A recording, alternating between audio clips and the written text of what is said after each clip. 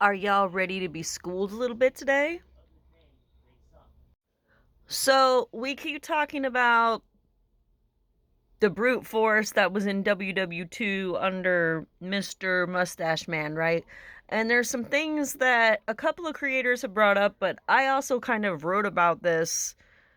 Well, about a month ago, I wrote about this. And it's interesting what has happened in that month. But this is the legacy of genocidal maniacs and the father of it all. And I really want to call back some things because I want you guys to understand that Mustache Man got his ideas for what he did to ethnically cleanse Germany based off of what Andrew Jackson did here to relocate the Native Americans, the indigenous people here on this land in the United States. So, bringing that back into account, what was created to be those soldiers who would go in, that word that starts with a G and ends with an O, very, very popular word right now. Um, that group of agents and officers, if you want to call them, um, were founded off ideals that came from Andrew Jackson and the slave trade in the United States, because there were police officers. The police in the United States were originally the slave catching operations, and they would find different people, and if they didn't have the right paperwork to show, they would assume that they had run away from their slave owner, their plantation, or whatever the case may be. And they would suffer the consequences from those slave catchers for whatever they deemed their grievance was with them for not having the correct paperwork. And they did terrible things. And this is the legacy that created the police force in the United States. Now, those of us who know a lot about this are already aware of it, but I thought that this would be something that's important to talk about.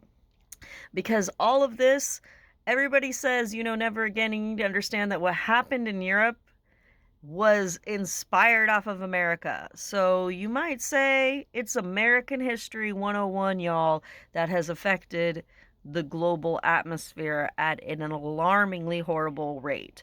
And this is what happened. So, the legacy of genocidal maniacs and the father of all, Andrew Jackson, Mr. Schmittler, and possibly 47? Take a look.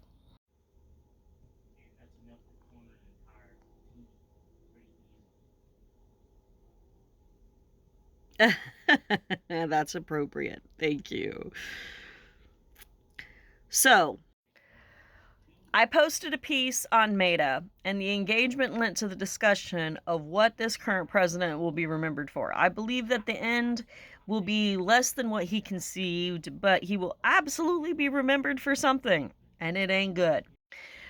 Being one of the worst presidents in the history of the United States of America. And I don't say that lightly, because to kick off this post, we're going to discuss the architect of the legacy that has become nothing short of horror for America.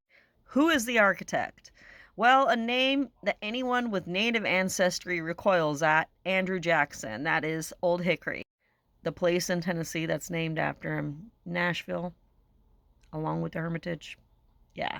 First, in order to unpack and understand the current state of American politics, you have to stop looking at Andrew Jackson as a populist hero, as so many in the past have done, and start seeing him as the architect of systematic elimination.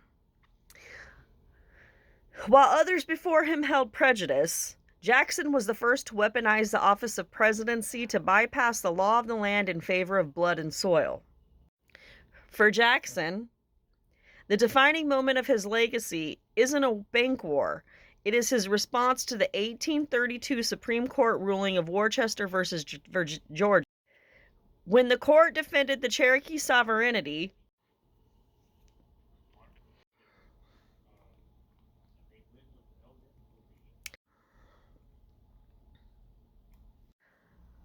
all of this is emphasized By Hitler's praise for the efficiency of the American frontier in his table talk records, how Jackson deflected the law with the Worcester versus Georgia defiance being a birth point for American lawlessness, and this can all be connected clearly by taking a peek into the 1935 Prussian Memorandum, where Yahtzee jurists cited U.S. race laws as a model for their own. So yes, 47 will be remembered.